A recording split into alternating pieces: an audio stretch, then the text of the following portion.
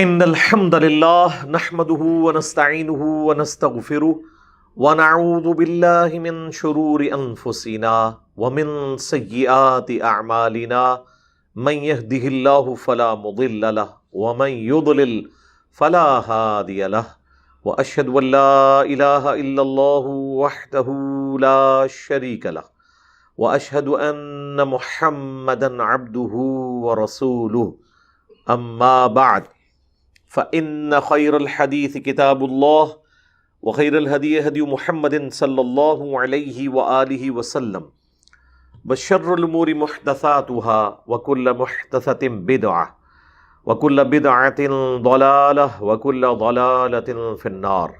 أعوذ بالله السميع العليم من الشيطان الرجيم من همزه ونفخه ونفثه. بسم الله الرحمن الرحيم. رب اشرح لي صدري ويسر لي امري واحلل عقدة من لساني يفقهوا قولي. بسم الله الرحمن الرحيم. ان الله وملائكته يصلون على النبي يا ايها الذين آمنوا صلوا عليه وسلموا تسليما. اللهم صل على محمد وعلى آل محمد كما صليت على إبراهيم وعلى آل إبراهيم إنك حميد مجيد. اللهم بارك على محمد وعلى آل محمد كما باركت على إبراهيم وعلى آل إبراهيم إنك حميد مجيد.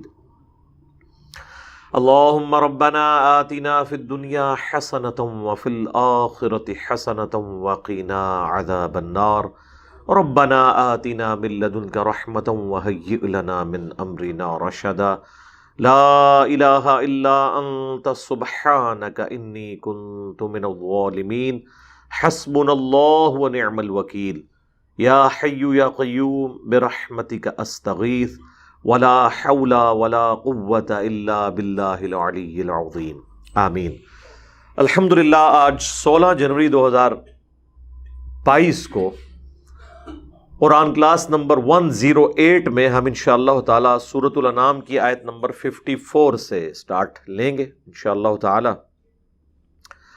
اعوذ باللہ من الشیطان الرجیم. بسم اللہ الرحمن الرحیم.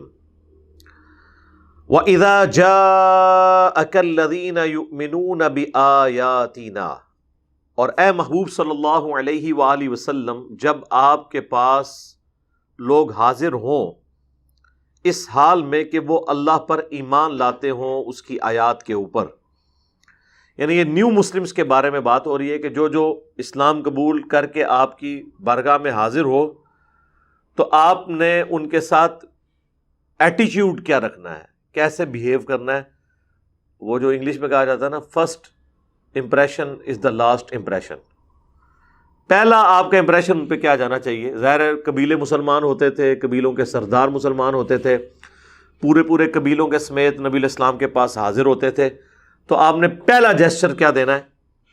فَقُلْ سَلَامٌ عَلَيْكُمْ. سب سے پہلے تو آپ نے ان کو کہنا ہے سلام ہو آپ پر، یعنی آپ نے اسلام قبول کر کے سلامتی کا راستہ اختیار کر لیا.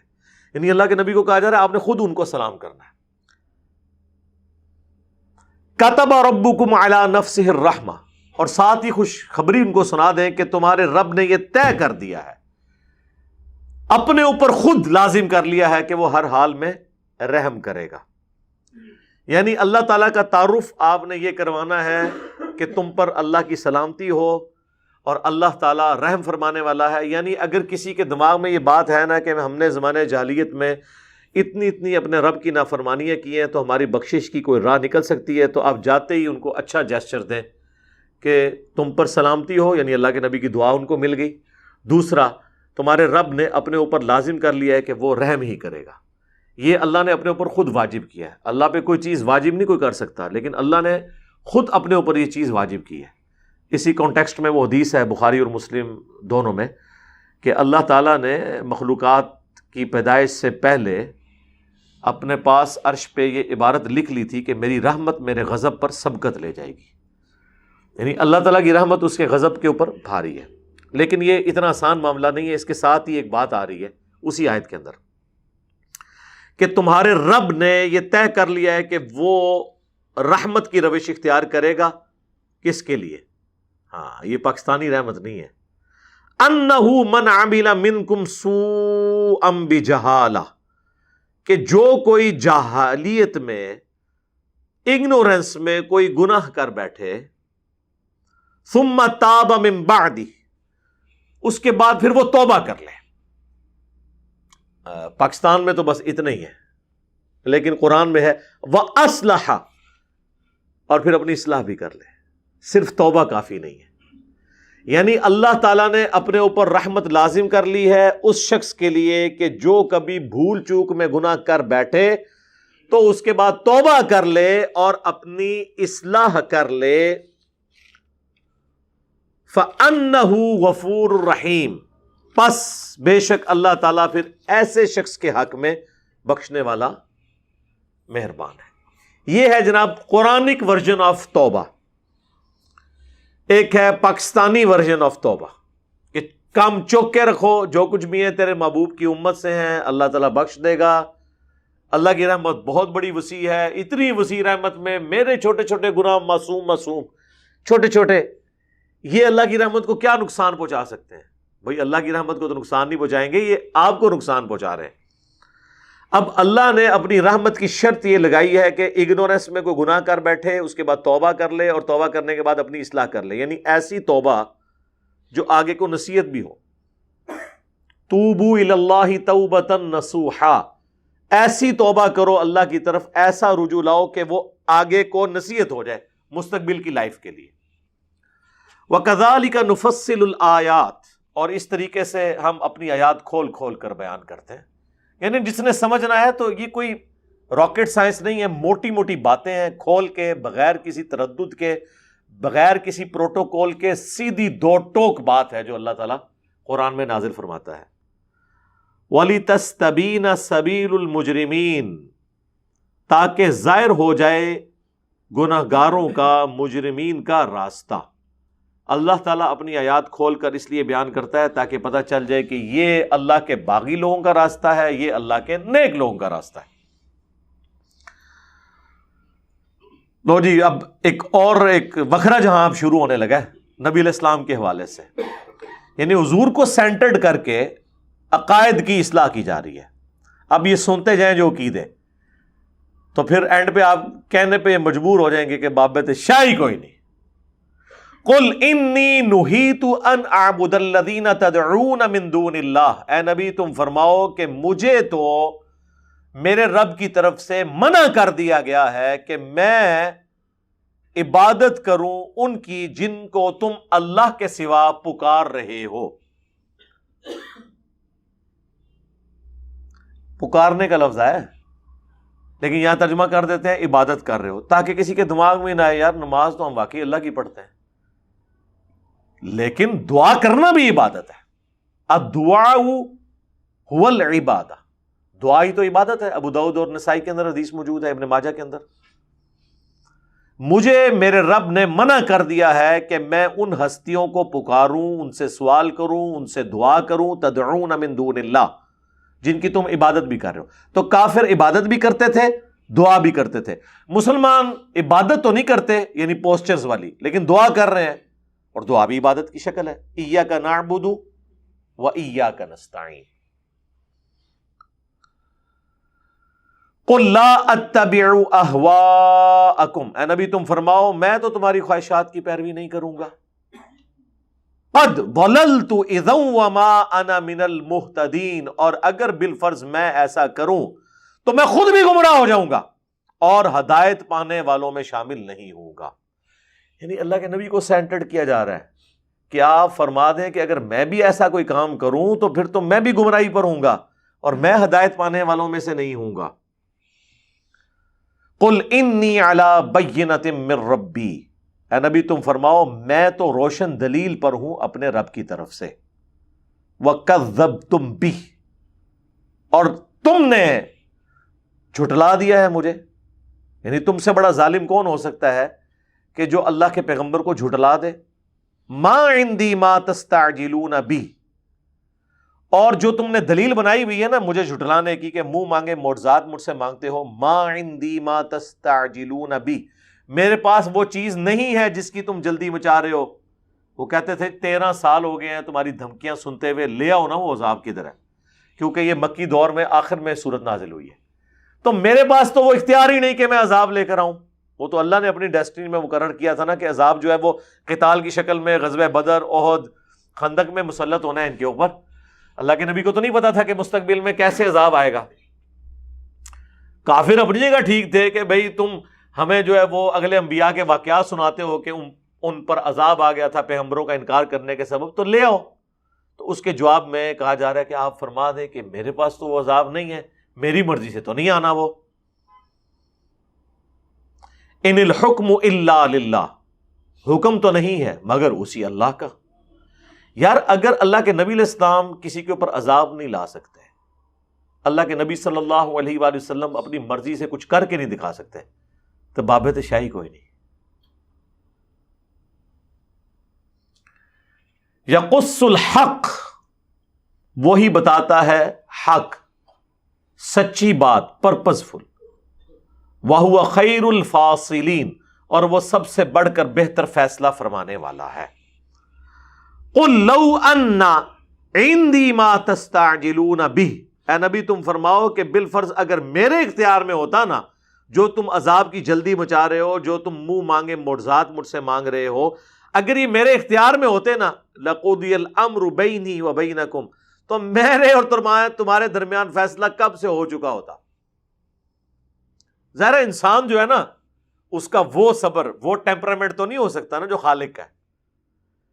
تو اللہ کے نبی علیہ السلام تو بعض اوقات بحیثیت انسان آپ کے دل میں بھی خیال آتا تھا کہ کیوں نہیں اللہ تعالیٰ معجزات وہ دکھا دیتا۔ تو سورہ بنی اسرائیل میں آیا کہ اے نبی قریب تھا کہ آپ بھی ان کی طرف جھک جاتے اگر ہم آپ کو تھام نہ لیتے، آپ بھی ان کی خواہش کی پیروی کر لیتے، کوئی کمپرومائز کو درمیان کا راستہ۔ انسان ہے نا جی سر، اور یہ آپ کا کمپرومائز کرنا کسی گمراہی کی بنا پہ نہ ہوتا بلکہ ٹالرنس کی وجہ سے، دل کی نرمی کی وجہ سے۔ اور اگر ایسا ہو جاتا تو ہم آپ کو دنیا کی زندگی میں بھی دگنا عذاب دیتے اور آخرت کی زندگی میں بھی، اور آپ کو اللہ کے عذاب سے بچانے والا کوئی نہ ہوتا۔ یہ سورہ بنی اسرائیل کی آیات ہے۔ یہاں پہ اللہ ہمارا اے نبی تم فرماؤ اگر میرے اوپر ہوتا نا تو میں کب سے تمہارا فیصلہ تمام کر دیتا۔ اچھا یہاں پہ کیا ہو رہا ہے؟ یہاں الٹ ہمیں بتایا گیا ہے، یہاں ہمیں بتایا جاتا ہے کہ اللہ تو تلا ہوا ہے لوگوں کو عذاب دینے میں، اللہ کے نبی ہمیں بچا رہے ہیں۔ ہاں ایک کہنا سوکھا ہے، جو بندہ میدان میں اترا ہوتا ہے نا اس کی تکلیف کا اندازہ صرف وہی کر سکتا ہے۔ قرآن تو یہ کہہ رہا ہے کہ اگر اللہ کے نبی کے اوپر یہ بات ہوتی نا کہ عذاب ان کے اختیار میں ہوتا تو کب کا تم نبی فرما دو کہ میں تو تمہارا پٹھا گول کر بیٹھا ہوتا، جاؤ دفعہ جہنم میں جاؤ اگر بات نہیں مان رہے ہو۔ یہ تو اللہ ہے جو ڈھیل دے رہا ہے کہ ابھی کچھ اور اس میں سے نچوڑ لیا جائے، کچھ اور لوگ اسلام میں داخل ہو جائیں۔ اگر مجھے بتائیں مکی دور کے اندر عذاب الہی آ جاتا تو حضرت خالد بن ولید مسلمان ہوتے؟ وہ تو صلح حدیبیہ کے بعد مسلمان ہوئے، اور جو لوگ فتح مکہ پہ مسلمان ہوئے وہ بالکل ہی مسلمان نہ ہوتے۔ یہ اللہ کا صبر ہے۔ اور کہا جا رہا ہے کہ اے نبی اگر یہ آپ پہ ہم چھوڑ دیتے نا تو انسان ہے یار، 13 سال تھوڑے ہوتے ہیں، ٹھیک ہے۔ اس لیے آپ دیکھیں قرآن میں جگہ جگہ اللہ کے نبی کو تسلی دی گئی ہے، حتیٰ کہ پھر اللہ تعالیٰ نے حضرت نوح کی مثال دے دی کہ ہمارے بندے نوح کو دیکھو 950 سال، تمہیں تو دعوت کرتے ہوئے 13 سال ہوئے ہیں، اس شخص کے بارے میں بھی غور کرو۔ سرکار یہ ذرا آپ کبھی کیلکولیٹر لے کے نا اکیلے بیٹھیے گا کہ 950 سال ایک شخص صبح کے وقت بھی کسی کو بلائے اللہ کی طرف، شام کے وقت بھی، اور ہر دفعہ لوگوں کی سرکشی میں اضافہ ہو، 950 سال تک وہ اپنا ٹیمپرامنٹ لوز نہ ہونے دے، اس کا مذاق بھی اڑایا جائے۔ تو 950 سال کے بعد جب وہ کبھی یہ کہتا ہے نا کہ اللہ ان میں سے اب کوئی زندہ نہ باقی چھوڑنا، تو وہ بد دعا کرنے میں جسٹیفائی ہے، جو سورہ نوح کے اندر آئی ہے۔ اب جب حضور کو یہ بتایا جا رہا ہے 950 سال، سورہ یونس میں ہے 950 سال، پھر ظاہر ہے اللہ کے نبی کو تو ویسے ہی صبر آ جائے گا کہ مجھے تو ابھی 13 سال ہوئے ہیں، کتنے 950 سال، کدھر 13 سال تو آٹے میں نمک بھی نہیں ہے. اس لیے پھر اللہ تعالیٰ کہتا ہے ہم اگلے انبیاء کے واقعات اس لیے آپ سے بیان کرتے ہیں تاکہ آپ کے دل کو مضبوط کریں. یہ اللہ کی سنت ہے. ہر پیغمبر کو اس سے اگلے جو گزرے ہوئے پیغمبر ہیں ان کی مثالیں دی جاتی ہیں تاکہ یہ پتہ چل جائے کہ جن حالات اور واقعات سے آپ کو گزرنا پڑ رہا ہے نا، یہ ہمیشہ اہل حق کے ساتھ یہی ہوا ہے. وہ جو بخاری مسلم میں حدیث ہے، پہلی وحی کے موقع پر جب ورقہ بن نوفل نے کہا تھا نا کہ یہ عنقریب اہل مکہ آپ کو نکال دیں گے مکے سے، انہوں نے کہا کہ اللہ کے نبی نے کہا یہ تو مجھے صادق اور امین مانتے ہیں، میں تو ان کی آنکھوں کا تارا ہوں، میں تو ہیرو ہوں. انہوں نے کہا آپ سے پہلے جس نے بھی توحید کی بات کی ہے اس کے ساتھ اس کی قوم نے یہی کیا ہے. یہ دعوت ہی نہیں کوڑی ہے، یہ میٹھی میٹھی بات نہیں ہے. اگر یہ میٹھی دعوت ہوتی نا تو انبیاء سے لوگ قبول کر لیتے. شیطان کے مقابلے پہ کھڑا ہونا ایسے شخص کے لیے کہ جس کا عقیدے کا ذائقہ شیطان نے خراب کر دیا ہو، اس کو جب آپ توحید کی بات کریں گے اسے کڑوی لگے گی، کیونکہ بیمار آدمی کو تو اس کے منہ کا ذائقہ خراب ہوتا ہے. البتہ جب وہ ٹھیک ہو جائے تو توحید سے زیادہ میٹھی چیز کوئی نہیں ہے. لیکن یہ صرف اس کے لیے جسے سمجھ آ جائے. جسے سمجھ نہ آئے تو توحید سے زیادہ کڑوی چیز کوئی نہیں ہے. پھر چاشنی اس کی ایسی ہے کہ انسان جان دے دیتا ہے لیکن توحید نہیں چھوڑتا. لیکن جس کو سمجھ آ جائے، جس کو سمجھ نہ آئے، تو سورہ بنی اسرائیل میں آیا کہ جب جب قرآن نازل ہوا ان کی سرکشی میں اضافہ ہی ہوا ہے. کیونکہ جب بندے نے نہیں ماننا ہو تو پھر بار بار وہ بات کی جائے وہ چڑھتا ہے. یعنی جو بابوں کو پکار رہے ہیں، اگر آپ ان کو کہیں صرف اللہ سے مانگنا ہے، اللہ کے سوا کسی سے نہیں مانگنا، آپ اس کا راگ لاپیں. حالانکہ اللہ کو بھی وہ مانتا ہوگا، ایک وقت آئے گا وہ چڑھ جائے گا. ہمارے بھائی تھے، وہ نئے نئے ریورٹ ہوئے، درس نظامی انہوں نے بریلویوں سے کیا ہوا تھا، بریلوی مسجد میں امام تھے، میری دعوت سنی، ریورٹ ہوئے، 2008 کی بات ہے. آہستہ آہستہ انہوں نے دعوت توحید مسجد میں جمعے کے خطبات میں شروع کی.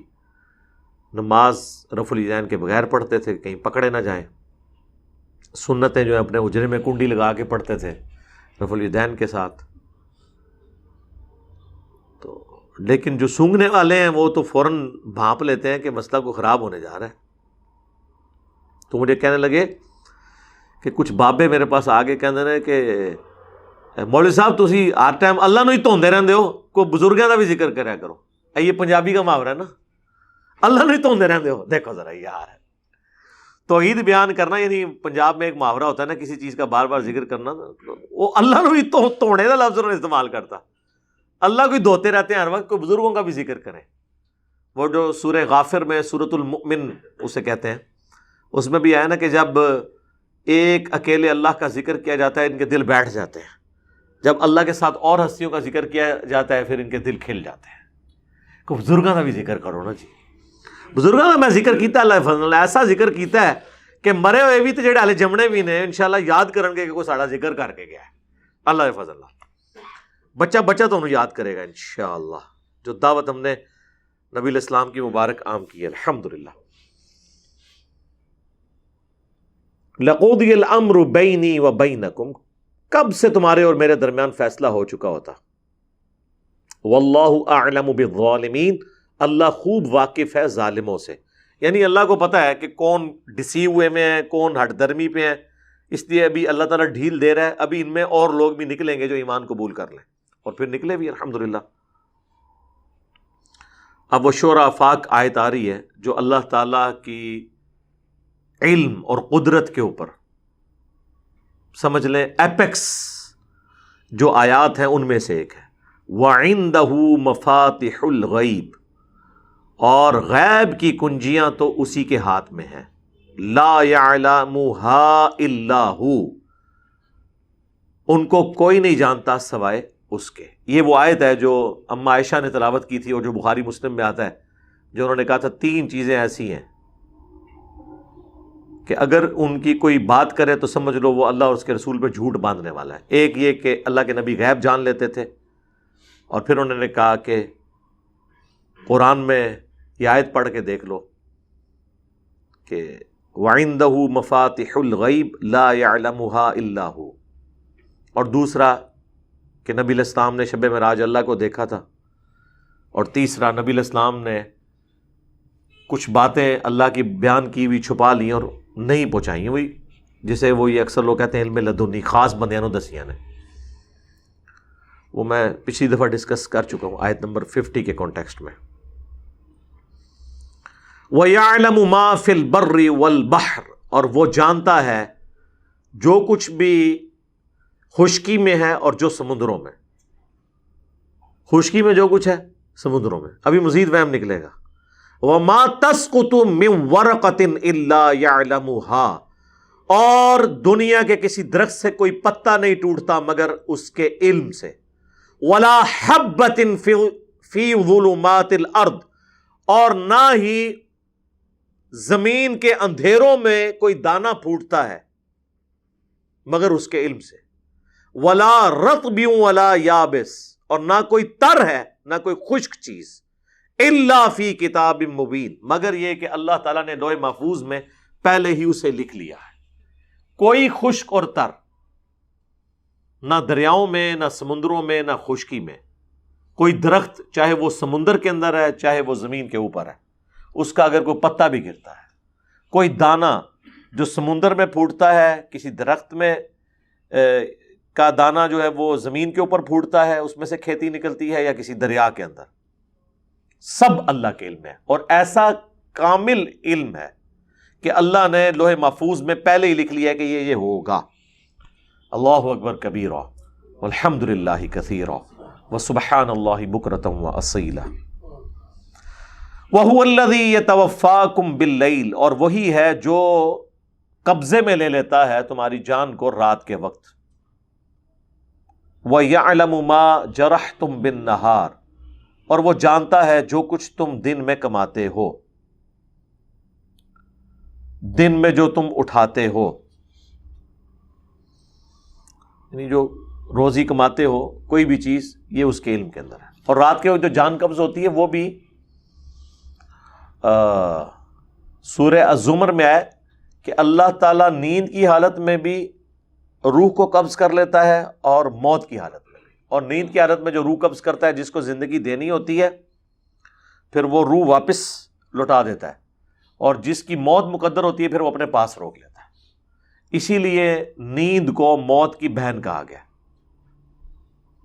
بخاری مسلم میں جو رات کو سوتے وقت کی دعا ہے وہ کیا ہے؟ اللہم بِاسْمِکَ اموت و احیا، اے اللہ میں تیرے نام سے جیتا اور مرتا ہوں، یعنی زندہ ہوتا ہوں اور جاگتا ہوں۔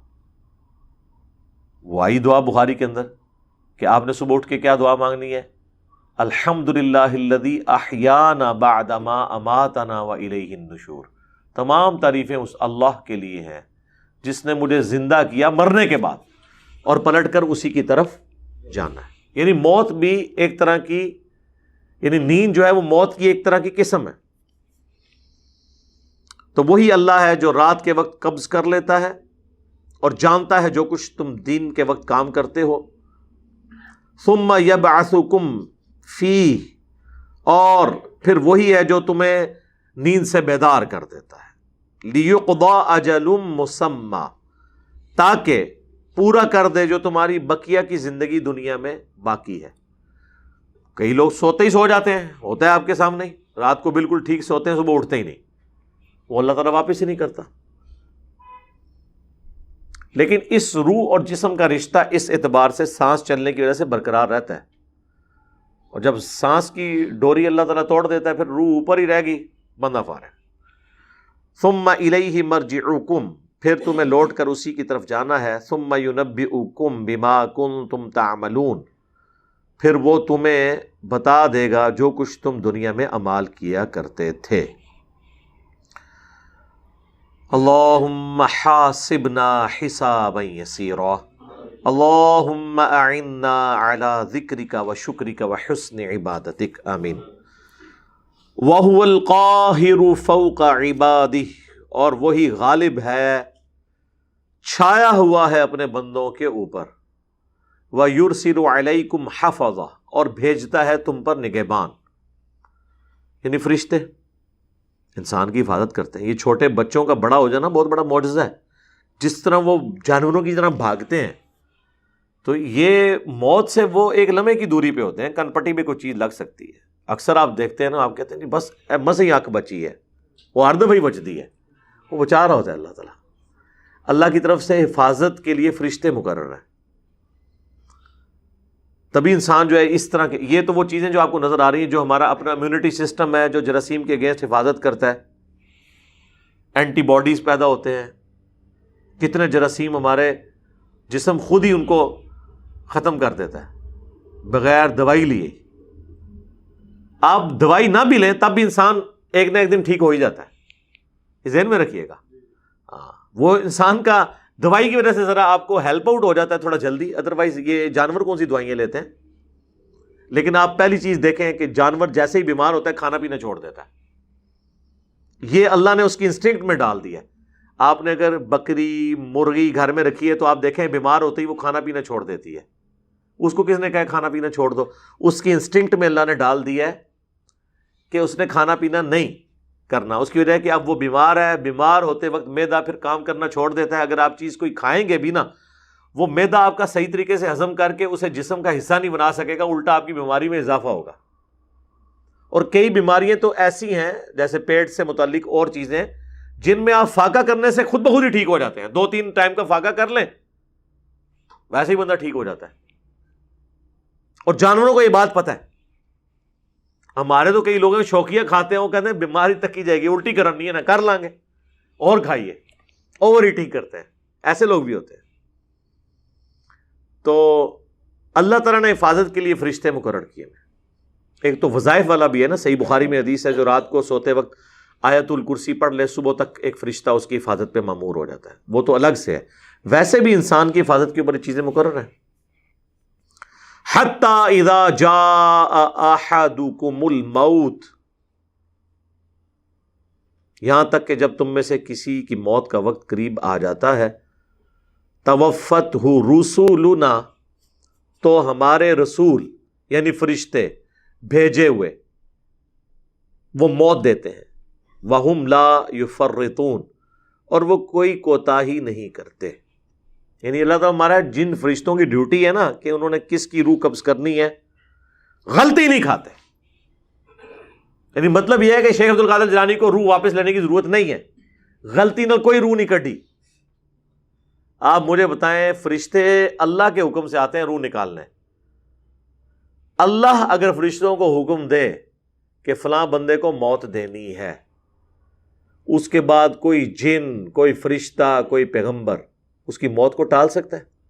اگر کوئی کہتا ہے کہ یہ ایسے ہو رہا ہے اور فرشتے سے واپس روح کوئی بزرگ چھین رہا ہے، وہ فرشتے سے نہیں لے رہا سر، وہ اللہ کا حکم بدل رہا ہے. تو اس کا کیا مطلب ہے؟ یہ شیخ عبد القادر جیلانی کو یا اپنے بابوں کو اللہ سے بھی اوپر مانتے ہیں. تو آپ تو قادیانیوں کا رونا رو رہے تھے کہ انہوں نے امتی نبی کلیم کیا ہوا ہے. آپ نے تو امتی خدا کلیم کیا ہوا ہے. ہاں، ایک امتی کو خدا کے بلکہ اس سے بھی بڑھ کر سپر گاڈ ڈکلیئر کر دیا ہوا ہے. وہ تکیا نہیں کلیم چھاڑ دے ہوئی عبد القادر پہ گیا. ہاں، اللہ اکبر. اللہ تعالیٰ فرماتا ہے کہ فرشتے کوتاہی نہیں کرتے. ثم ردوا الی اللہ مولاہم الحق، اس کے بعد مرنے کے بعد پھر تمہیں اس سچے مالک کی طرف، اس حقیقی مالک کی طرف لوٹایا جائے گا. الا لہ الحکم، آگاہ ہو جاؤ، حکم اسی کا چلتا ہے، بادشاہت اسی کی ہے. وَهُوَ اسرع الحاسبین، اور وہ حساب لینے میں بڑا تیز ہے. اللہم حاسبنا حسابا یسیرا، اے اللہ ہمارے حساب کو آسان فرمانا، آمین. یہ تو اللہ ہی اللہ ہے جی. یہ پوری جو دنیا کا نظام، کائنات کا نظام ایک خدا کے ساتھ چل رہا ہے، اسی کے گرد سینٹرڈ ہے. یہی اسلام ہے جی. باقی سب کچھ ہے وہ بابائیت ہے. جیسے وہ کرسچنز کے اندر پاپائیت ہے نا، ہاں آپ پتہ نا، آپ اسے پاپائیت کہتے ہیں نا جی، پوپ کا نظام. اتھے پاپائیت ہے، اتھے بابائیت ہے. کیونکہ عربی پے نہیں ہوتی نا، تے ان پاپائیت میں سے عربی لکھو تو بابائیت ہی بنے گا. ہاں ہاں، جو ہم لفظ بول رہے ہوتے ہیں نا بابا، بچے بولتے ہیں نا باپ کے لیے بابا، یہ لفظ انگلش کا ہے پاپا. انگلش کا لفظ جب عربیوں میں گیا تو عربی میں پے نہیں ہوتی تو وہ پے کو با بولتے ہیں، جیسے پاکستان کو پاکستان. آپ عربیوں کے بچوں کو بھی سنیں گے وہ بھی اپنے باپ کو بابا کہتے ہیں.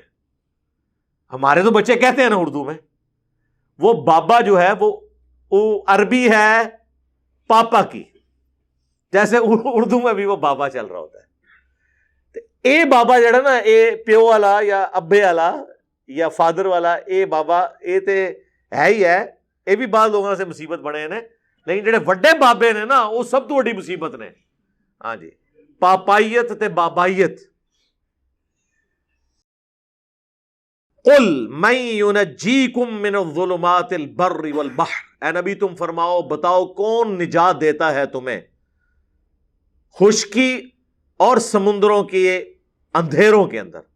خشکی میں تو اندھیرا آپ نے آبزرو کیا ہے نا، کالے بادل چھا جائیں، آپ جنگلوں میں سفر کر رہے ہو کچھ نظر نہ آئے، پھر اللہ تعالیٰ نے ایک اسباب پیدا کیے ہوئے، آگ دے دی ہے اللہ نے. اور آگ اللہ نے کیا چیز بنائی ہے، آپ حیران ہوں گے. ایک آگ کی چھڑی آپ کے ہاتھ میں ہونا تو ریچھ اور شیر جو 10-12 بندوں کو تو ویسے ہی لے دے جائے وہ آپ کے نزدیک نہیں آئے گا. اس لیے پرانے زمانے میں لوگ جب جنگلوں کا سفر کرتے تھے تو رات کو سونے سے پہلے آگ جلا لیتے تھے. آگ پہ اللہ نے ایسا روب رکھا ہے کہ جانور نیڑے نہیں لگتا. لیکن مسلمان کہتا ہے خیر آگ کا ایک پھیرا ہی لگے گا پھر جنت ہی ٹوری جاؤں گے. جانور رو اتنی سمجھ ہے کہ آگ دے نیڑے نہیں لگنا.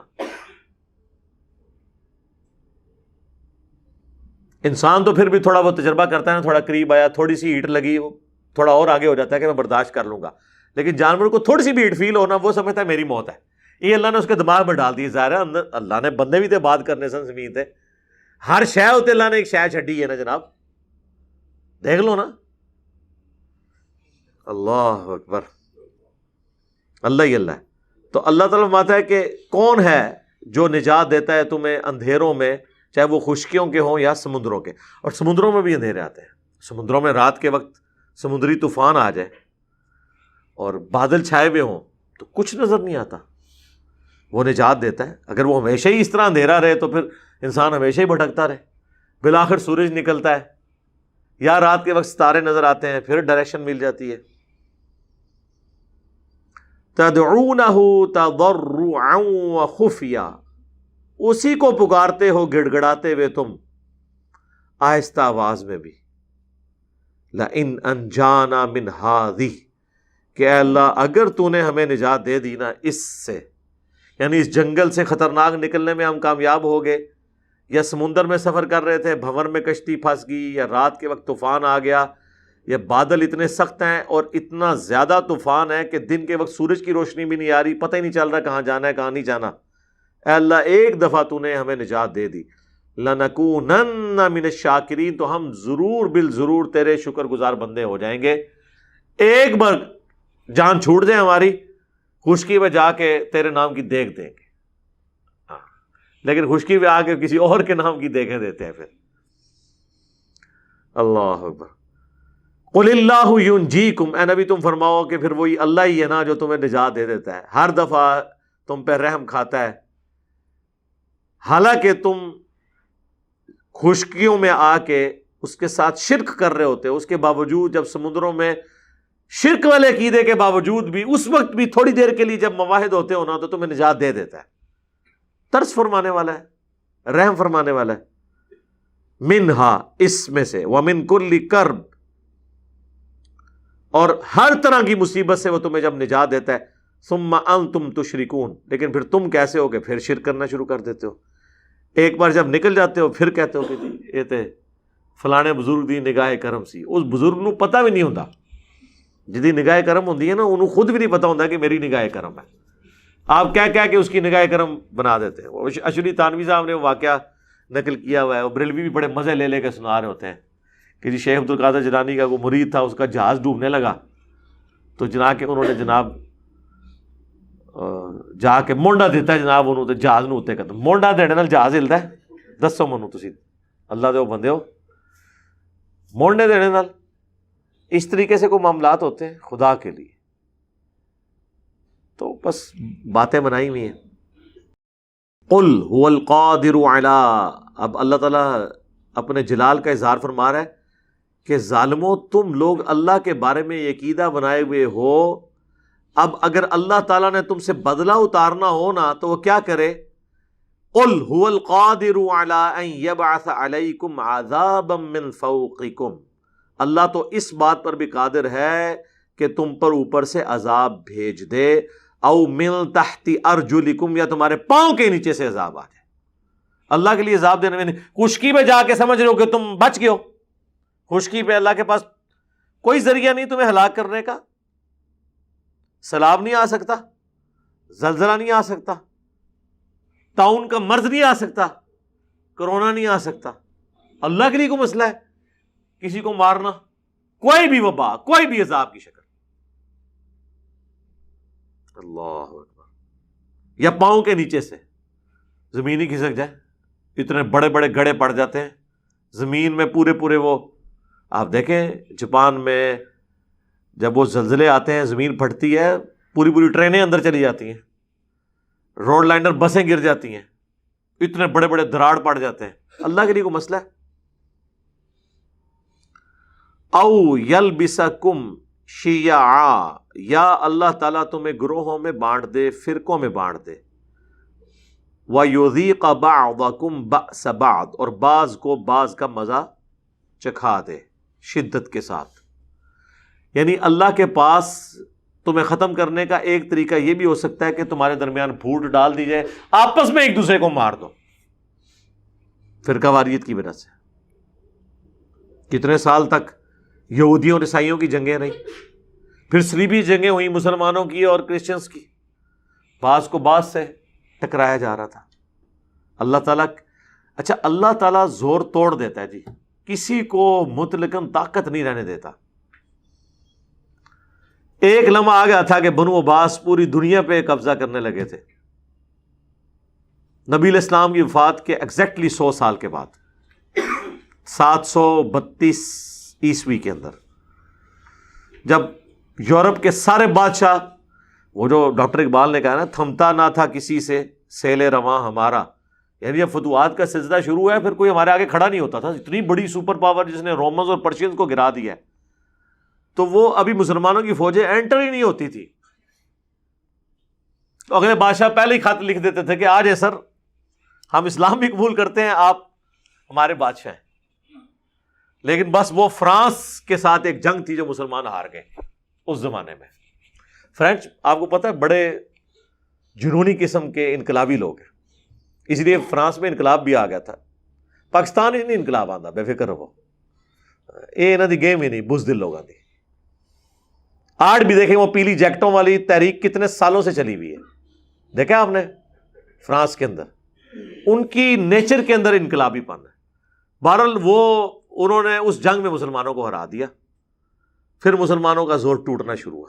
اللہ تعالیٰ کسی کو ایبسولوٹ نہیں ہونے دیتا، آج تک کسی کو نہیں ہونے دیا. گوروں کی سلطنت میں بھی جو سورج ہے وہ غروب نہیں ہوتا تھا، لیکن سارا کچھ ان کے قبضے میں بھی نہیں دیا. تاتاری بھی ملیا میٹ کرتے جا رہے تھے ہر چیز کو، لیکن وہ بھی جا کے ایک جنگ مسلمانوں سے ہار گئے، وہاں سے ان کا ڈاؤن فال شروع ہو گیا. ورنہ انہوں نے سلطنت عباسیہ بھی الٹ کے رکھ دی تھی. وہ سلطان رکن الدین بیبرس سے انہوں نے ایک جنگ کیا ہاری ہے، پھر سارا ان کا ریورس شروع ہو گیا. کہیں نہ کہیں جا کے اللہ تعالیٰ پکڑ لیتا ہے. سلطنت عثمانیہ بھی 600 سال تک حکومت کی ہے، لیکن دیکھ لیں پہلی جنگ عظیم میں آ کے مارے گئے، پکڑے گئے. تو ایبسولوٹ اللہ تعالیٰ کسی کو بھی نہیں رہنے دیتا، چاہے مسلمان ہو یا کافر ہو، پکڑ لیتا ہے. اور انسان سوچ بھی نہیں سکتا کہ یار اتنی پاورفل حکومت کیسے ختم ہو جائے گی. بس ایک کوئی واقعہ ہوتا ہے تو ایسے دیوار دھڑ دھڑ کر کے گرنا شروع ہوتی ہے، پتہ ہی نہیں چلتا. یہ اللہ کی حکومت ہے جی، جسے چاہے وہ دے دے، جس سے چاہے چھین لے. انظر کیف نصرف الآیات لعلہم یفقہون، دیکھو تو ہم کس طرح اپنی آیات بیان کرتے ہیں تاکہ لوگ توحید کی اس دعوت کو سمجھ سکیں، اللہ کی اس دعوت کو سمجھ سکیں. وَكَذَّبَ بِهِ قَوْمُكَ، اور اے نبی تمہاری قوم نے اس قرآن کو جھٹلا دی. یہ بہی کی ضمیر وہی ہے جو بہی چلا ہوا ہے سورۃ الانعام کی آیت نمبر 19 سے. وَأُوحِيَ إِلَيَّ هَذَا الْقُرْآنُ لِأُنذِرَكُم بِهِ وَمَن بَلَغَ. اے نبی قرآن اس لیے وحی کیا گیا میری طرف تاکہ اس کے ذریعے میں تمہیں بھی تبلیغ کروں اور جس تک بھی یہ بات پہنچ جائے. یہ بہی کی ضمیر وہی چل رہی ہے.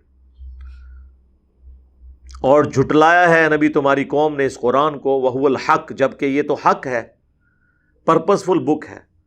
قُل لَسْتُ عَلَيْكُمْ بِوَكِيلٍ، اے نبی تم فرما دو میں تمہارا کوئی ذمہ دار نہیں ہوں، میرا کام تھا بات پہنچانا، تم نے مان لیا ٹھیک، نہیں مانو گے اللہ کے عذاب سے میں تمہیں نہیں بچا سکتا. لِكُلِّ نَبَإٍ مُسْتَقَرٌّ، ہر خبر کے پورا ہونے کا ایک وقت ہے.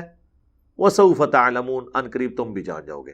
بات وہی ہے جو میں نے آپ کو شروع میں سورۃ الانعام میں بتایا تھا کہ اس کا تانا بانا یہ ہے کہ اس نبی کو معجزے کیوں نہیں دیے گئے. 13 سال سے یہ دعوت دے رہا ہے، ہمیں دھمکیاں دے رہا ہے کہ عذاب آ جائے گا، عذاب کدھر ہے؟ تو پورا تانا بانا اسی کے گرد ہے. تو ان قریب تمہیں وہ خبر مل جائے گی جو تم ڈیمانڈ کر رہے ہو نا کہ معجزات آ جائیں. اگر معجزہ نہیں آیا تو کم از کم عذاب آ جائے جو تم ہمیں ڈر سنا رہے ہو. ان قریب تمہیں اس کی خبر مل جائے گی. لیکن یہاں پہ ایک قانون بتایا جا رہا ہے اور بڑی یہ امپورٹنٹ آیت ہے. وَإِذَا رَأَيْتَ الَّذِينَ يَخُوضُونَ فِي آيَاتِنَا، اور جب کبھی تم دیکھو کہ لوگ ہماری آیات میں کوئی بےہودگی کرنے کی کوشش کر رہے ہیں، اس کا مذاق اڑانے کی کوشش کر رہے ہیں، فَأَعْرِضْ عَنْهُمْ، تو ان سے منہ پھیر لو. حَتَّى يَخُوضُوا فِي حَدِيثٍ غَيْرِهِ، یہاں تک کہ وہ کسی اور بات میں مشغول ہو جائے. یعنی اگر کہیں آپ کا زور نہیں چل رہا، کوئی قرآن کا سنت کا مذاق اڑا رہا ہے اور آپ بہت کمزور ہیں، کافروں کا غلبہ ہے، تو ایٹ لیسٹ اتنی دیر آپ ان میں نہ بیٹھیں، وہاں سے اٹھ جائیں جب تک کہ اپنا وہ موضوع بدل نہ لیں پروٹیسٹ کے طور پہ. اگر آپ ان کو روک نہیں سکتے تو کم از کم گونگے شیطان نہ بنے، بےغیرت نہ ہو جائیں کہ وہاں یہ سب کچھ سنتے بھی رہیں اور آپ اسے پروٹیسٹ نہ کر سکیں. وَإِمَّا يُنْسِيَنَّكَ الشَّيْطَانُ، اور جب کبھی شیطان تمہیں بھلا دے، اللہ کے ذکر سے غافل کر دے،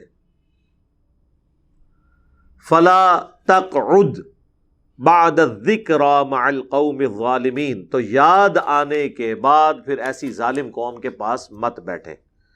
یعنی کہیں اسلام کا مذاق اڑایا جا رہا تھا اور آپ نے اس طرف توجہ بھی نہیں کی اور اس مجلس میں بیٹھے رہے اور بعد میں خیال آیا کہ یار یہ تو اسلام کا مذاق اڑا رہے ہیں، تو فوراً اس وقت پھر آپ اللہ کی طرف پلٹیں. یعنی وہ شیطان نے آپ کو مشغول رکھا، پھر اب اس کے بعد آپ وہاں نہ بیٹھیں ورنہ آپ ظالموں میں شمار کر لیے جائیں گے. وَمَا عَلَى الَّذِينَ يَتَّقُونَ مِنْ حِسَابِهِمْ مِنْ شَيْءٍ، ان پر جنہوں نے تقوی اختیار کیا ہے ان کافروں کے حساب سے کچھ بوجھ نہیں ہے. وَلَكِنْ ذِكْرَى لَعَلَّهُمْ يَتَّقُونَ، بلکہ یہ تو نصیحت ہے تاکہ یہ لوگ باز آ جائیں. یعنی قرآن کی وجہ سے جو نصیحت کی جا رہی ہے نا، تو اگر کوئی حق بات قبول نہیں کرتا تو اس کا وبال قبول کرنے والوں پہ نہیں ہوگا. یعنی اللہ تو چاہ رہا ہے جو قبول کرنا چاہتا ہے وہ قبول کر کے اپنی آخرت بنا لے، جو نہیں قبول کرنا چاہتا وہ نہ کرے. اللہ کو اس کی کوئی پرواہ نہیں ہے. اور نہ یہ ہے کہ دعوت دینے کی وجہ سے جن لوگوں نے ایمان قبول نہیں کیا ان کی کوئی نحوست یا کوئی وبال ان لوگوں پہ پڑ جائے گا جو ایمان قبول کرنے والے. ایسے نہیں ہوگا. وَذَرِ الَّذِينَ اتَّخَذُوا دِينَهُمْ لَعِبًا وَلَهْوًا، اور اے نبی چھوڑ دیں ان لوگوں کو ان کے حال پر جنہوں نے اپنے دین کو کھیل اور تماشا بنا لیا ہے، سیریس ہی نہیں ہے. وَغَرَّتْهُمُ الْحَيَاةُ الدُّنْيَا، اور دنیا کی زندگی نے انہیں دھوکے میں ڈال دیا. وَذَكِّرْ بِهِ، اور نصیحت کریں اس قرآن کے ذریعے. یہ وہی بِهِ آ گیا، یہ بِهِ اتنی دفعہ آئے گا، بِهِ قرآن، یعنی قرآن کو بار بار ذکر کرنے کے بجائے ہی کی ضمیر کے ساتھ. اور اس کے ذریعے تبلیغ کریں، یعنی قرآن کے ذریعے. ان تبصل نفس بما کسبت، تاکہ ہلاک نہ ہو جائے کوئی آدمی اپنے عملوں کی وجہ سے. یعنی لوگوں کو جھنجھوڑتے رہیں، جگاتے رہیں اور وہ اللہ کی طرف آ جائیں، اس قرآن کے ذریعے تبلیغ کرتے رہیں. ایسا نہ ہو کہ لوگ ہلاکت میں اپنے آپ کو ڈال دیں. قرآن کے ذریعے لوگوں کو جگاتے رہیں. لیس لہا من دون اللہ ولی ولا شفیع، اللہ کے سوا نہ تو ان کے لیے نہ کوئی پشت پناہ ہے اور نہ کوئی سفارشی. اچھا سفارشی بھی اللہ ہے، اللہ کے ساتھ سفارش کرے گا؟ اللہ نے اپنے آپ کے لیے سفارش کرنی ہے نا، اللہ نے تو نہیں کسی کو کہنا کہ چھاڑ دو انہوں۔ اصل میں بتایا جا رہا ہے کہ شفاعت کا مالک اللہ ہے، اگر کوئی جن اور فرشتہ اور کوئی پیغمبر بھی سفارش کرتا ہے تو اللہ کی اجازت سے کر رہا ہوتا ہے۔ من ذا الذی یشفع عندہ الا باذنہ، تو شفاعت کا اختیار بھی کس کے پاس ہے؟ اللہ کے پاس۔ لہٰذا اگر قیامت کے دن ہم نے نبی صلی اللہ علیہ وآلہ وسلم کی شفاعت مانگنی ہے نا دنیا میں، تو ہم نے اللہ سے دعا مانگنی ہے کہ اے اللہ ہمیں اپنے نبی کی شفاعت نصیب فرما، آمین۔ اس کا وظیفہ بھی صحیح مسلم میں ہے کہ اذان کا جواب دو، اس کے بعد دروشی پڑھو اور الوسیلہ والی دعا مانگو، تو قیامت کے دن میری شفاعت تمہارے حق میں حلال ہو جائے گی انشاءاللہ تعالی۔ وَإِن تَعْدِلْ كُلَّ عَدْلٍ لَا يُؤْخَذْ مِنْهَا، اور اگر کوئی قیامت کے دن معاوضہ دے دے تو اس سے کوئی معاوضہ قبول نہیں کیا جائے گا اس کے اعمال کے بدلے میں۔ اگر کسی کے اعمال کمزور نکلے ہیں تو ویسے تو یہ اللہ تعالیٰ فرضی طور پہ بات کر رہا ہے، معاوضہ دے کون سکتا ہے؟ یہ بالفرض ہے کہ اگر کسی کے پاس، وہ قرآن حکیم میں کئی جگہ آیا کہ اس زمین کے برابر سونا ہو، اس کے مثل اور بھی ہو جائے، اور وہ کہے کہ یہ مجھ سے اللہ لے لے صدقہ اور خیرات کے طور پہ مجھے چھوڑ دے، تو نہیں قبول کیا جائے گا، یہ سمجھانے کے لیے۔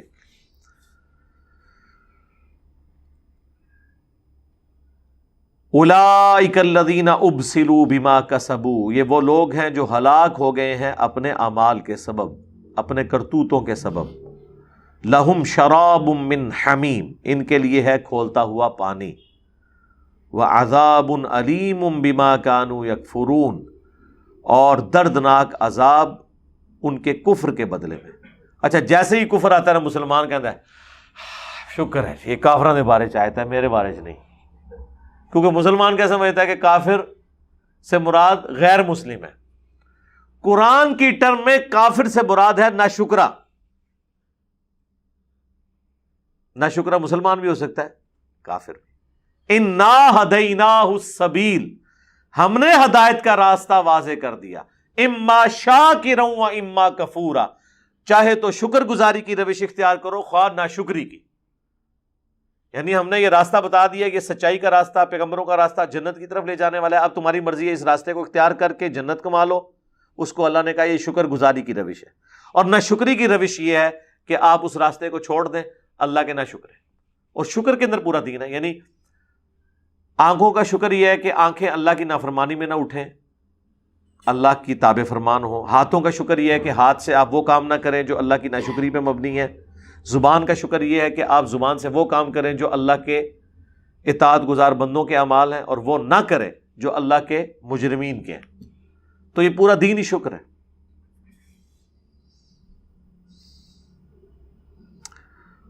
قل اندعو من دون اللہ، اے نبی تم فرماؤ کیا ہم پوجیں اللہ کے سوا ان ہستیوں کو، ما لا ینفعنا ولا یضرنا، جو نہ تو ہمیں کوئی نفع دے سکتی ہیں اور نہ نقصان۔ وَنُرَدُّ عَلَىٰ أَعْقَابِنَا، اور ہم اپنے اس عقید توحید سے الٹے قدم پھر جائیں، بعد اذ ہدانا اللہ، جبکہ اللہ نے ہمیں ہدایت دی ہوئی ہے۔ تو اللہ نے فرمایا کہ اگر یہ کچھ آپ سے ڈیمانڈ کر رہے ہیں نا کافر، تو اس کی مثال بھی پھر آپ سمجھ لیں کہ جسے اللہ تعالیٰ ہدایت دے دے، اس ہدایت کے باوجود وہ ہدایت کے راستے کو چھوڑ کر گمراہی کا راستہ اختیار کرتا ہے ہدایت آ جانے کے بعد، اور اللہ کے مقابلے پہ ان ہستیوں کو اپنا مشکل کشا ماننا شروع کر دیتا ہے جو نفع نقصان کی مالک نہیں ہے۔ کالذی استہوتہ الشیاطین فی الارض حیران، اس کی مثال پھر اس شخص کی سی ہے جسے شیاطین نے کسی زمین میں بھٹکا دیا ہے، پریشان کر دیا ہے، وہ راستہ بھول گیا ہے کسی جنگل کے اندر۔ لہو اصحاب، اور اس کے کچھ ساتھی ہیں، یدعونہ الی الہدی ائتنا، وہ اسے پکار پکار کے کہہ رہے ہیں کہ ہدایت کی طرف آ جاؤ، یہ راستہ ہے بچنے کا، وہ راستہ خطرناک ہے، راستہ اس طرف ہے، اور وہ بھٹکا پھر رہا ہے، اسے سمجھ نہیں آ رہی، اور اتنے لوگ اسے پکار پکار کے کہہ رہے ہیں بھائی ادھر آ، ادھر نہیں جانا، ادھر جا۔ یہ اللہ تعالیٰ مثال دے رہے ہیں۔ پیغمبر بھی یہی کر رہا ہوتا ہے نا، جو صحیح بخاری میں حدیث ہے، تم پتنگوں کی طرح آگ پہ گر رہے ہو اور میں تمہارے قبر بد سے پکڑ پکڑ کے تمہیں آگ سے روک رہا ہوں. تو اللہ تعالیٰ مارا ہے کہ ایک بندہ اور اسے اتنے سمجھانے والے ہوں، اس کی مثال ہے وہ شخص جو وقت کے پیغمبر اور اس کے اوپر نازل کی ہوئی تعلیمات کے ہوتے ہوئے شیطان کے ہتھے چڑھ جائے. اسے پکار پکار کر اس کے ساتھی بلا رہے ہوں کہ آ جاؤ، یہ ہے ہدایت کا راستہ. قل ان ھدی اللہ ھو الھدی، اے نبی تم فرماؤ حقیقی رہنمائی ہدایت تو وہ ہے جو اللہ کی طرف سے ہوتی ہے. وَأُمِرْنَا لِنُسْلِمَ لِرَبِّ الْعَالَمِينَ، اور ہمیں تو ایک ہی بات کا حکم ہوا ہے کہ ہم اپنے رب کے سامنے سر تسلیم خم کر دیں، یعنی جو ہمارا رب حکم دے ہم اسی کے سامنے جھکیں. وَأَنْ أَقِيمُوا الصَّلَاةَ، اور ہم نماز کو قائم کریں، ٹھیک ٹھیک نماز ادا کریں. وَاتَّقُوهُ، اور اسی سے ڈرتے رہیں. وَهُوَ الَّذِي إِلَيْهِ تُحْشَرُونَ، اور وہی وہ ہستی ہے جس کی طرف تمہیں لوٹ کر جانا ہے. یہ سب سے بڑی تھریٹ ہے، مرنے کے بعد اکاؤنٹیبل ہونا ہے. پورا دین ہی اس کے اندر آ گیا. اگر اللہ کے نبی کو یہ حکم دیا جا رہا ہے کہ آپ فرما دیں کہ مجھے تو میرے رب نے یہ حکم دیا ہے کہ میں نے اللہ کا تابع فرمان رہنا ہے، نمبر 1، نمبر 2 نماز قائم کرنی ہے، نمبر 3 اس سے ڈرتے رہنا ہے، اور یہ بھی ذہن میں رکھنا ہے کہ مجھے مر کے اس کے پاس جانا ہے، وہ مجھ سے میرے اعمال کا حساب لے گا. یہ پیغمبروں اور ان کے ساتھیوں کے بارے میں بات ہو رہی ہے. پھر ہم عرض کیوں نہ کریں کہ بابت شاہی کوئی نہیں. وہ کس طرح کہیں گے جی نماز تو اللہ تک پہنچنے کے لیے ہوتی ہے، جو اللہ تک پہنچا ہوا ہے اس کو نمازوں کی کیا ضرورت ہے. اچھا بابت اللہ تک پہنچ چکا ہے، پیغمبر اس کے ساتھ ہی نہیں پہنچے ہوئے. یہ دیکھ لیں. اے نبی فرماؤ وَأُمِرْنَا، مجھے اور میرے ساتھیوں کو یہ اللہ نے حکم دیا ہے لِنُسْلِمَ لِرَبِّ الْعَالَمِينَ، کہ ہم اپنے رب کے سامنے سر تسلیم خم کر دیں، اپنی مرضی اس کے حوالے کر دیں. وَأَنْ أَقِيمُوا الصَّلَاةَ، اور یہ کہ ہم نماز قائم کریں. وَاتَّقُوهُ، اور یہ کہ اسی سے ڈرا جائے. وَهُوَ الَّذِي إِلَيْهِ تُحْشَرُونَ، اور تمہیں لوٹ کر اسی کی طرف جانا ہے. وَهُوَ الَّذِي خَلَقَ السَّمَاوَاتِ وَالْأَرْضَ بِالْحَقِّ، وہی اللہ ہے جس نے آسمانوں اور زمین کو با مقصد حق کے ساتھ پیدا کیا، پرپزفل. وَيَوْمَ يَقُولُ كُن فَيَكُونُ، اور جب وہ قیامت کے دن کہے گا نا کہ ہو جا تو ہو جائے گا. کیا ہو جائے گا؟ قیامت قائم ہو جائے گی. کیا ہو جائے گا؟ مردوں کو اللہ حکم دے گا نکلو بھی قبروں سے. جو ہوا میں تعلیل ہوں گے ان کو ہواؤں سے حکم ہوگا، جو سمندر میں ڈوبے ہوں گے ان کو سمندر سے حکم ہوگا نکلو اللہ کی بارگاہ میں حاضر ہو اور اپنے کیے ہوئے اعمال کا جواب دے. ہو قولہ الحق، اس کا کہنا سچی بات ہے. وَلَهُ الْمُلْكُ يَوْمَ يُنْفَخُ فِي الصُّورِ، اور اس دن اسی کی حکومت ہوگی جس دن کے سور پھونکا جائے گا. یعنی قیامت کا جو سور پھونکا جائے گا اس دن حقیقی مالک، آج بھی مالک وہی ہے لیکن آج اس نے ڈھیل دی ہوئی ہے کہ چلو تم بھی اپنی مرضی کر لو، لیکن اس دن صرف اسی کی مرضی چلے گی. عالم الغیب والشہادہ، جو جاننے والا ہے چھپی ہوئی باتوں کا بھی اور ظاہر کا بھی. وَهُوَ الْحَكِيمُ الْخَبِيرُ، اور وہ حکمت والا ہے اور سب کچھ جاننے والا ہے. حکمت یہ ہے کہ ڈھیل دیتا ہے، پتہ اسے سب کچھ ہے، کوئی کیا کر رہا ہے چاہے تو فوراً پکڑ لے، لیکن صرف نظر کرتا ہے. اب اللہ تعالیٰ کا کسی کو ڈھیل دینا کوئی اللہ کی کمزوری نہ سمجھے، بلکہ یہ اس کی حکمت ہے. اور اس کو اللہ نے کمپلیشن اس اعتبار سے کی کہ وہ خبر بھی رکھے ہوئے ہے. یہ نہ ہو کہ آپ سمجھیں کہ حکمت کا مطلب ہے کہ اس کو نہیں پتا ہم کیا کر رہے ہیں، نہیں، پتہ سب کچھ ہے، لیکن اس کی حکمت ہے کہ فوراً پکڑتا نہیں ہے. سورہ فاطر میں آیا نا کہ اگر ہم لوگوں کو ان کے اعمال پر پکڑنا شروع کر دیں تو زمین پہ کوئی چلنے پھرنے والا سلامت نہ چھوڑے، لیکن ہم کچھ عرصے کے لیے ڈھیل دیتے ہیں، چانس دیتے ہیں. اللہ بندے کو چانس دیتا رہتا ہے، ریمائنڈر آتے رہتے ہیں. یہ ریمائنڈر ہی آیا تھا نا مری میں، جو لوگ رات کو سوئے رہ گئے گاڑیوں کے اندر. اب ہونا تو چاہیے کہ صرف یہ مری کا رونا رونے کی بجائے لوگ آخرت کی تیاری کر لیں. ایٹ لیسٹ جن کے مرے ہیں وہ تو تیاری کر لیں کہ اس طرح سوئے ہوئے کوئی شخص سویا رہ سکتا ہے، اس کو پتہ ہی نہیں ہے کہ اس نے صبح اٹھنا ہے کہ نہیں. عبرت تو یہ ہونی چاہیے نا، ہونا تو یہ چاہیے. جو عورتیں آنسو بہا رہی ہیں ان بچوں کی لاشیں دیکھ کے، تو وہ عورت اب اگلے دن گھر سے باہر نکلتے وقت ضرورت کے تحت کم از کم حجاب تو کر کے نکلے. نہیں، وہ کام ہوتا ہی ہے. ہاں بلے شاہ اسا مرنا نہ ہی غور پیا کوئی اور اسی کتنے مرنا ہے، یہ تو کوئی اور سی جڑا مر گیا. یعنی یہ ایک لاشعوری طور پہ انسان یہ کہہ رہا ہوتا ہے کہ یہ کوئی اور مرا ہے، میں نے تو مرنا ہی نہیں ہے. تو اس طرح کی باتیں میں نے اپنی اس ویڈیو میں بھی کہا تھا کہ اس طرح کے انسیڈنٹ کے بعد جو ہے نا صرف ویڈیو شیئر کروا کے رونا پیٹنا ڈال لینا، دکھ کا اظہار کر لینا، اس میں سے نکالا کیا آپ نے؟ نکالنا تو یہ ہے کہ آپ اس کے بعد اپنی اصلاح کریں. ایئر کریش ہوتے ہوتے جہاز بچتے ہیں. یہ بھی پچھلے دنوں بھی ایک آپ کو پتا ہے وہ جہاز کو اللہ نے لینڈ کرا دیا، بڑے عجیب طریقے سے لینڈ ہوا ہے اور تباہ بھی نہیں ہوا. رن وے کے اوپر وہ سیدھا آگے دھڑل زمین پہ ہی لگا ہے، آگے جانے جو بھی نہیں رہا، وہیں پہ ایسے گھومتا رہا. حالانکہ 300 کلومیٹر کی رفتار سے کوئی چیز آگے زمین سے ٹکرائے، کلب بازی یہاں تو جناب ہائیسٹ کا ٹائر پھٹتا ہے تو 100 کی سپیڈ کے اوپر تو کم از کم 30-40 کلب بازیاں تو وہ بھی کھاتی ہے. میں نے اپنی آنکھوں سے ایسے دیکھا ہے، بندے اپنے سامنے مرتے ہوئے لوگ دیکھے. کئی سال پہلے میں یعنی ہائیسٹ کی فرنٹ سیٹ پہ بیٹھا تھا، ہم سے آگے اسی وقت ہمیں ہائیسٹ کاٹ کے گئی ہے، میرا خیال ہے ہارڈلی 30-40 فٹ ہم سے آگے تھی. وہ 120 کی سپیڈ پہ جا رہی تھی، وہ بڑے والی ہائیسٹ جو پینتھر ہے نا وہ مرسڈیز کی.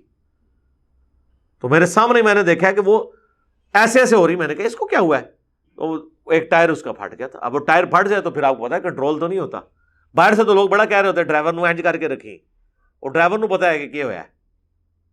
تو وہ پھر کلب بازیاں یعنی وہ جس طرح فلموں میں ہالی ووڈ کی وہ ہوتا ہے نا، وہ ایگزیکٹلی میں نے دیکھا. اور میرے خیال میں کم از کم اس نے 20-25 کلب بازیاں کھائیں تیزی کے ساتھ، جیسے کوئی کھلونا ہوتا ہے. اور کلب بازیاں کھاتے بھی جی ٹی روڈ کے دوسری طرف چلی گئی. یہ دینے کے پاس ہوا وہ حادثہ.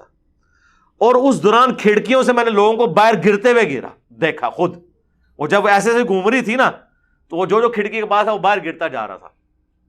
ایٹ دا اسپاٹ کوئی کم از کم 8 یا 9 بندوں کی تو ڈیتھ ہو گئی تھی. یہ تو میں نے اپنی آنکھوں سے دیکھا. اب میری گاڑی بھی ہو سکتی تھی، ڈرائیور بھی نہیں بچا.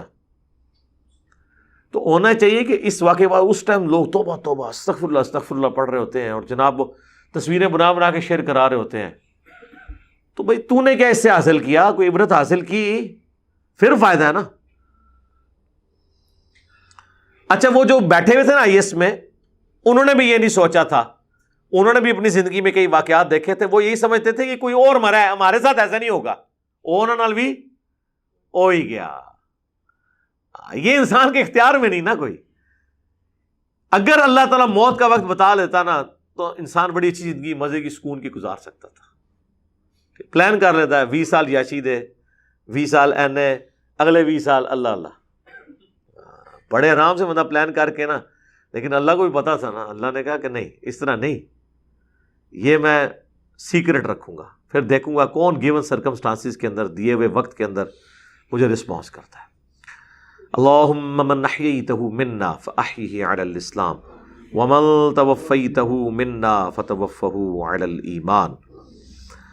اللہ تعالیٰ سے دعا ہے جو حق بات میں نے کہی اللہ تعالیٰ ہمارے دلوں میں راسخ فرمائے. اگر جذبات میں میرے منہ سے کوئی غلط بات نکل گئی اللہ تعالیٰ ہمارے دلوں سے محو کر دے، ہمیں معاف بھی فرما دے، ہمیں کتاب و سنت کی تعلیمات پر عمل کر کے دوسرے بھائیوں تک پہنچانے کی توفیق عطا فرمائے.